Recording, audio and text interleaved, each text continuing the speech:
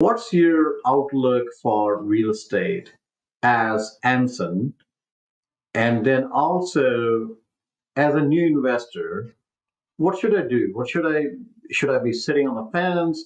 Should I take action? Should I just wait for the interest rates to come down? What should I be doing? I mean, can you share some thoughts on that? Yeah, so let me grab my crystal ball and no, so it's it's obviously hard to say what's gonna happen, but I'll tell you what we're gonna be doing.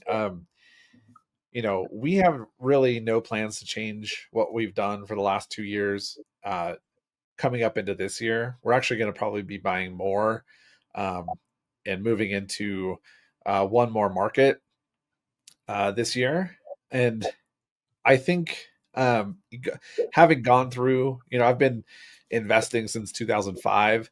So going through, the 2008 kind of crash, mortgage crisis, subprime crisis, all that, all the way through doing, uh, a few hundred short sales. After that, everybody, got lifted up by the market, and then going through the craziness uh, of of COVID and lockdowns and houses just spiking through that. We're not we're not scared of interest rates. We're not scared of administrations.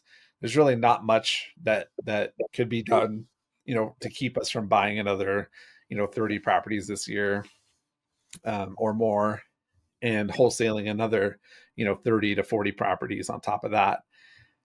There's really nothing inside of those markets or nothing that's going to change, what we're doing.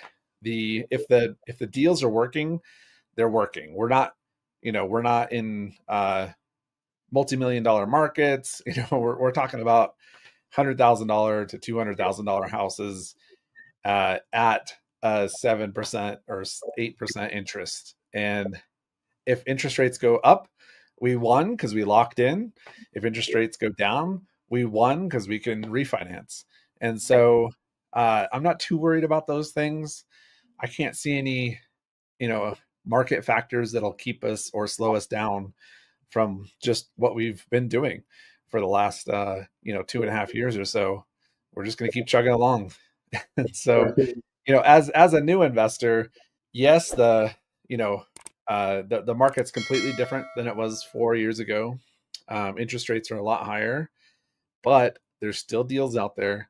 If you can still underwrite deals and make them work, you don't want to be, 10, 15 years down the road kicking yourself for sitting on the fence. Like, why didn't I get into it in 2025? Every year we have the same conversation where people are like, oh, it's too late. I missed the bus. I missed the boat. The train left the station without me. People have been saying that about real estate since recorded history, I'm sure. But like, even in just America, I'm sure that there's somebody who's like, "Oh, I wish I bought in 1878. My steamship has sailed." It's like, no, there's always opportunity. If you know how to find deals, you'll always be able to make it in real estate, no matter if it's 18% interest like we had in the 80s. There were still people buying during that time. Rate or houses were going up in cost and interest rates were 18%. There's still investors who are buying all day long. And I'm sure even 10 years later, they wish that they bought more, because the interest rates did eventually come down and the prices kept going up.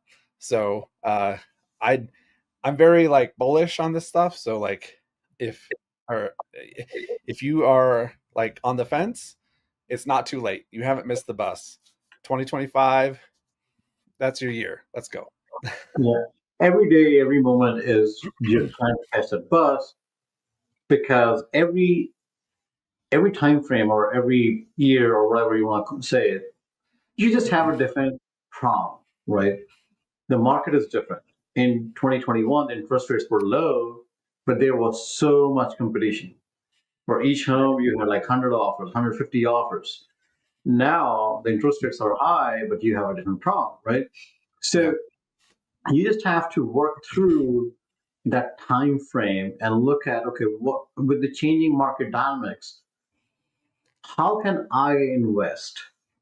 You just have to change your strategy and look at things differently. But in every market, as you rightly said, right from 1800s to today, in every market you can invest, you can still make money, and if you are not cautious enough, maybe you can lose money. Doesn't matter which market you're in.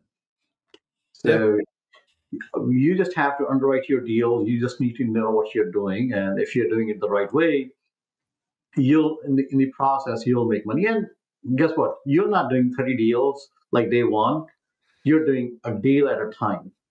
Mhm. So that Yeah. way, my first deal, did it work? What are mistakes I made? What's my learning curve? And improve on the next one, and then improve on the next one, and then improve on the next one. Right? Yeah.